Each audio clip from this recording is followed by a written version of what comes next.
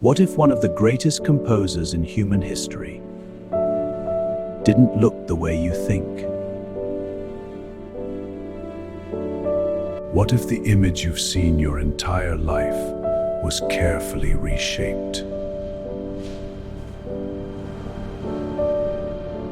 Tonight, we dive into one of the most controversial questions in music history.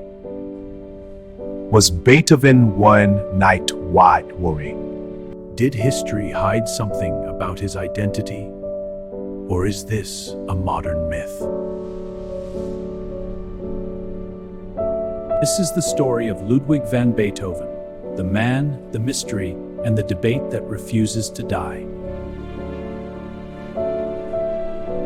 Before we go deeper in the history, please click the button below to subscribe.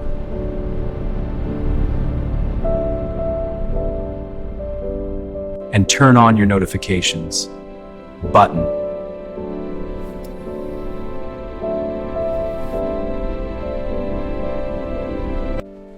Ludwig van Beethoven was born in 1770 in Bonn, Germany.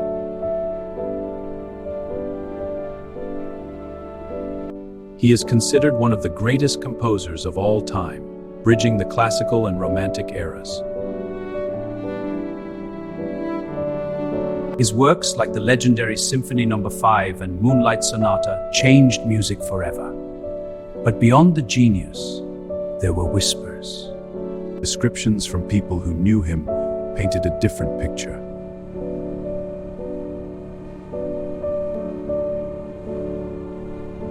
Some even gave him a nickname, the Spaniard.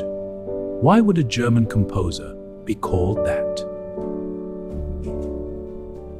The theory begins with one key claim, that Beethoven may have had African ancestry.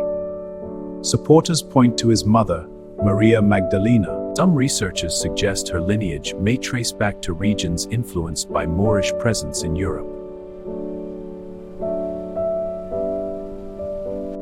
Who were the Moors? The Moors were people of North and West African origin who ruled parts of Europe, especially Spain, for centuries. During that time, African bloodlines mixed into European populations. So the question arises, could Beethoven have inherited African features from this history? Some historical descriptions support this idea. His teacher reportedly described him. Others commented on his thick lips and broad nose. But here's where it gets complicated. Take a look at the most famous images of Beethoven. They show pale skin, refined European features, and soft, controlled hair. But earlier sketches and descriptions suggest something else. So what changed? Historians argue that portrait artists often idealized their subjects.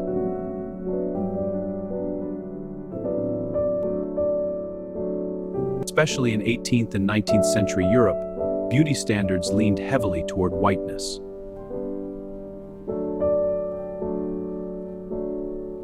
So artists sometimes refined appearances to match social expectations. Beethoven's face, for example, was often idealized in portraits. This leads to a powerful question. Were Beethoven's features softened to fit European ideals? Or were later interpretations exaggerating differences that weren't actually there?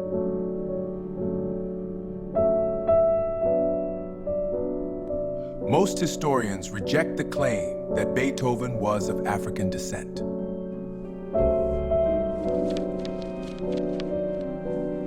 There is no direct documented evidence proving African ancestry, no records of African lineage, no confirmed genealogical proof.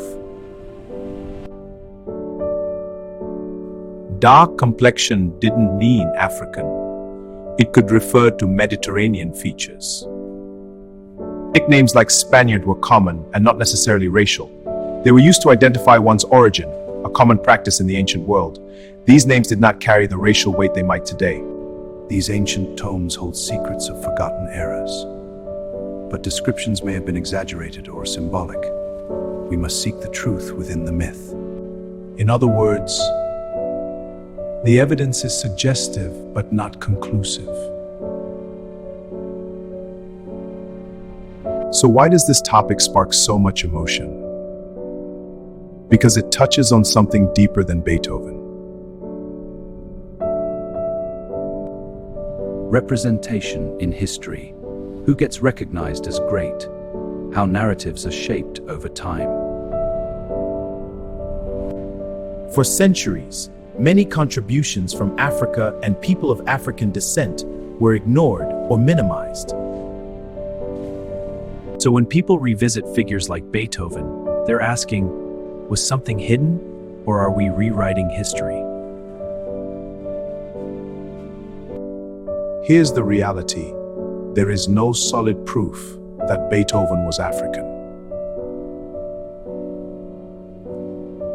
But there is also evidence that historical descriptions don't perfectly match modern portraits. European art often reshaped appearances. Identity in history is more complex than we assume. So instead of a simple yes, no, the truth may lie somewhere in between.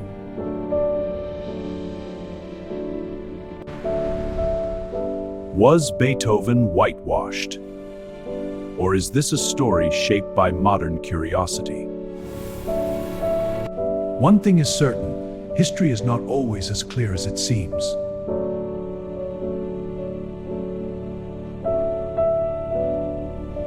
And sometimes, the biggest mysteries are hiding in plain sight.